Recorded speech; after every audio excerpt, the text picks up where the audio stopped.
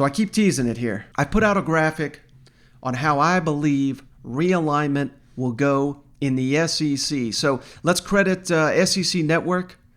They had this idea during media days, and I ran with it here, but I've changed it a little bit, particularly the alignment. So I'm calling these divisions. I know a lot of people calling them pods, but I think that's confusing people. So I'm just going to stick with the term we know, divisions.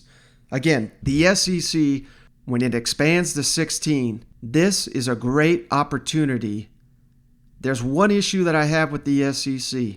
We all know, hell, I'm the biggest SEC homer out there. But there's a major flaw in the SEC, and it's the scheduling. I mean, it's ridiculous. 6-7 years between Texas A&M and Georgia playing football. I think it's 12 years, 14 years, whatever it is, when each of those schools get to visit one another. I mean, this is ridiculous. They're not even in the same league if we're going to do it like that. So we have to get away from East and West divisions, particularly with 8 in each, because it will continue this terrible trend. So what we have to do is go to 4 divisions. And hear me out here. If we go to 4 divisions, we also increase to a 9-game conference schedule. That's key. Currently play 8 conference games. Adding one more, I don't think will kill you. And I've gotten some feedback already. We need to ensure that the SEC works in 2 bye weeks per schedule. I don't know why in the world there's only 1 right now. There needs to be 2. I think that would really help every single team. That's the fair thing to do. If you're going to play 9 SEC games every year, give these players 2 bye weeks. They deserve that. But here's how it's going to work. If you're in 4 divisions, every year you play the 3 teams that are in your division. So that's 3 SEC games. And then the other 3 divisions, you play 2 every year. And then the following year, you play the other 2. That would make it to where every 2 years, you've played every single team in the SEC. And again, this is not a 14-team SEC. This is a 16-team SEC. This is perfect. My favorite thing about it, if you're a freshman that enrolls at, say, Auburn, by the time you are a senior, done with your senior year at Auburn, your 4 years, you have not only played every team in the SEC twice, you will have visited every single stadium. And that's something that's being robbed of these teams right now. Now, how would it work for the SEC championship? I think this is confusing to some people too, because it's not going to be the 4 division winners have a playoff. You can't do that. It's just going to be, like I said, there's no East, there's no West. So it's not pod champs versus other pod champs. You can't do it that way. It's just simply going to come down to the 2 best teams in the SEC based on conference record will meet in Atlanta for the SEC championship game. And I keep getting, well, what if there's 3 8-1 teams? I think that's very unlikely. But even if there is, then you have to go to tiebreakers. How did those teams at the top, how did they fare head-to-head? How did they fare against common opponents?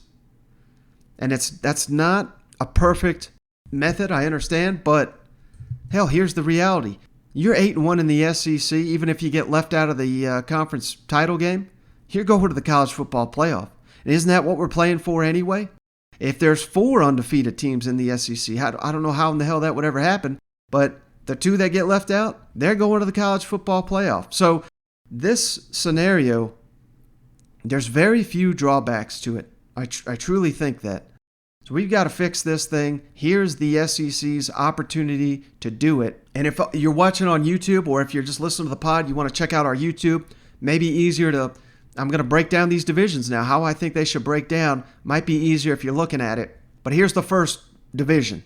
Missouri, Oklahoma, Texas, Texas A&M. Now, I know some Texas A&M fans do not want to be in the same division or pod, whatever the hell you want to call it, with Texas. But with this, what I set out to do was to ensure that teams in the same state stayed together. I think that's very important. There's certainly some resentment between the Aggies and the Longhorns, and I understand it. Hell, you don't write a book called The 100-Year Decision if you're in love with Texas. You know what I mean? So there is some bad blood that will dissipate over time. It truly will. I know that's hard to see now. If we went every other year without Texas and Texas A&M playing, they got to play eventually if they're in the same conference. So let's get over these hurt feelings. Like I said, if you're the Aggies, you are the dominant team in that state. Go do it on the field. Hell, you're probably a 20-point favorite over Texas next year. And you probably will be for a couple years, because I don't think Steve Sarkisian's that great of a coach. Go whip them on the field. But again, here, Missouri, Oklahoma, Texas, Texas A&M. I've heard some people say, well, hell, this is a little too much like a mini Big 12, but just bear with me here. I truly think this is the best scenario. Missouri, Oklahoma, Texas, and Texas A&M. Now, here's another one, another division. I really like this. Arkansas, LSU, Ole Miss, Mississippi State. Again, want to keep the teams from the same state. We got to keep that Egg Bowl rivalry intact. By all costs, you got to keep these in-state games together. And for Arkansas, LSU, guess what? I know Arkansas fans, this is probably the number one most biggest complaint I get with this realignment idea. They want to play Texas every year. But again, with this scenario, with this setup, you're going to face Texas every other year. Now, here's Arkansas just gave something up there, something they desperately want. But you know what you get in return? You're dropping the battle line game. That's no longer your rival, which Arkansas fans don't consider that a rival at all. Instead, you get the game you want, the Golden Boot, LSU, Arkansas, Thanksgiving week. Again, you get that back. Another bonus? Tired of this damn Texas A&M and Jerry World? That's gone. So Arkansas's getting two things here by not getting Texas annually. And again, you get them every other year in this scenario. So are you really giving up that much? You rarely get to play Texas at all now. I know they're coming to town this year and making the return trip the following year, but beyond that, hell, every other year sounds pretty sweet to me if I'm an Arkansas Razorback fan. And I've also heard the complaint, well, hell, we just teeing this division up for LSU. Mississippi State whipped them last year. Ole Miss nearly beat them, but they had 6 turnovers in the game. Arkansas could have very easily beat LSU last year, and that was a game where Arkansas, I believe, was down to 2 linemen because of COVID. So you're telling me you don't have faith in Lane Kiffin, Mike Leach, and Sam Pittman, 3 of the better head coaches in the damn SEC. We all know all 3 of those programs are on the rise. Of course, I do think LSU is, hell, I've already said it, I think they're going to win the West this year. I think they're a great program, so I'm not trying to downgrade them, but don't kid yourself in thinking this is going to be some layup for LSU. Arkansas, Ole Miss, and Mississippi State, they can all be competitive year in and year out with LSU. I truly believe that. And, I don't want to lose those games every year. So I think those are 4 important teams to stick together. Now, how about this division? Alabama, Auburn. Again, we got to keep these in-state teams together. And Tennessee, Vanderbilt. Keeping those in-state teams together. Now, I know some Tennessee fans were hoping to break away from Alabama in this new scenario, but not going to happen, in my opinion. We're getting a Tennessee, Vanderbilt, Tennessee, and Auburn. There's a long history there. And I just think this one makes a ton of sense. Vanderbilt would probably be pretty upset with this one, but it is what it is. You get to stay with Tennessee. And hell, who knows? I mean, Clark Lee, maybe he's the next great head coach in the SEC. If so, I think he can be competitive with Tennessee. I think he could potentially be competitive with Auburn, depending on how that staff goes. So, yes, Alabama's going to reign supreme for the time being, but I really like these four games. They're all fairly close to each other. Easy trips for these fan bases year in and year out. So that leaves just one other division, Florida, Georgia. I know they're not in state, but we got to keep those together. I really do think. And then we got Kentucky and South Carolina, which those 4 already in the East. A lot of history there. Georgia, South Carolina, those games are epic. Florida, South Carolina, those are great games. Hell, even Kentucky, South Carolina have been, I know it's been a little one-sided, but those are some really good games. So I like every matchup here. There's squabbling with, some of these.